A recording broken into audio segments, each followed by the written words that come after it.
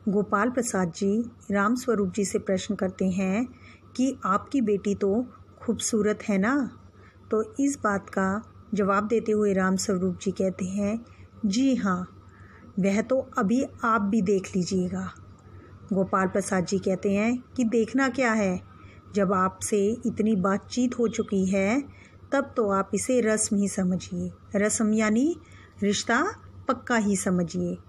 राम स्वरूप जी हंसते हैं और कहते हैं, यह तो आपका मेरे ऊपर एक बहुत भारी एहसान है, यानी कृपया की है आपने मेरे ऊपर। गोपाल प्रसाद जी कहते हैं, और जायचा तो मिल ही गया होगा। जायचा कहते हैं जन्म पत्री को। जब कोई रिश्ता तय किया जाता है तो लड़के और लड़की की जन्म पत्री मिलवाई जाती है। राम स्वरूप जी कहते हैं, जी जायचे का मिलना क्या मुश्किल बात है, यानी जन्म पत्री का मिलना कोई मुश्किल बात नहीं है। ठाकुर जी के चरणों में रख दिया, बस खुद ब खुद मिला हुआ समझिए। ठाकुर जी यानी भगवान के चरणों में। ठाकुर जी कोई अलग से भगवान का नाम नहीं है, भगवान जी को ही ठाकुर कहा गया है कि एक बार ठाकुर जी के चरणों में जब हम किसी चीज़ को रख देते हैं तो ये समझ लीजिए कि वह काम हो गया। गोपाल प्रसाद जी, यह ठीक कहा आपने, बिल्कुल ठीक। थोड़ी देर रुक कर, लेकिन हाँ, यह जो मेरे कानों में भनक पड़ी है, यानी चोरी छिपे मुझे जो बात पता चली है, यह तो गलत है ना। राम स्वरूप जी चौंक जाते हैं और कहते हैं, क्या? गोपाल प्रसाद जी कहते हैं, यह पढ़ाई लिखाई के बारे में।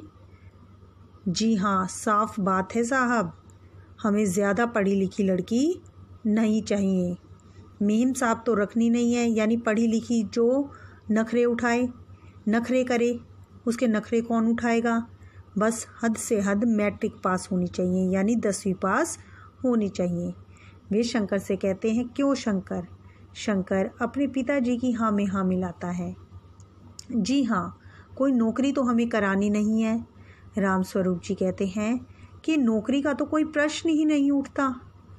गोपाल प्रसाद जी कहते हैं, और क्या साहब, देखिए कुछ लोग मुझसे कहते हैं कि जब आपने अपने लड़के को BA MA तक पढ़ाया है, BA का जो हम करते हैं वो 12वीं के बाद करते हैं, 12th के बाद करते हैं, और BA करने के बाद MA की जाती है, तो उनकी बहुएं भी ग्रेजुएट लीजिए, ग्रेजुएट यानी BA लीजिए। भला पूछिए उन अकल के ठेकेदारों से जो अपने आप को बुद्धिमान कहते हैं कि क्या लड़कों की पढ़ाई और लड़कियों की पढ़ाई एक बात है? गोपाल प्रसाद जी लड़के की पढ़ाई और लड़कियों की पढ़ाई में अंतर मानते हैं। वे कहते हैं कि मर्दों का काम तो पढ़ना और काबिल होना है। अगर औरतें भी वही करने लग गई, अंग्रेज़ी अखबार पढ़ने लगी और राजनीति में भाग लेने लग गई, पॉलिटिक्स को हिंदी में कहते हैं राजनीति वगैरह में बहस करने लग गई, तब तो गृहस्थी चल चुकी। वे अनेक उदाहरण देते हैं कि जनाब मतलब महोदय, मोर के पंख होते हैं, मोरनी के नहीं। शेर के बाल होते हैं, शेरनी के नहीं। राम स्वरूप जी उनकी हाँ में हाँ मिलाते हैं।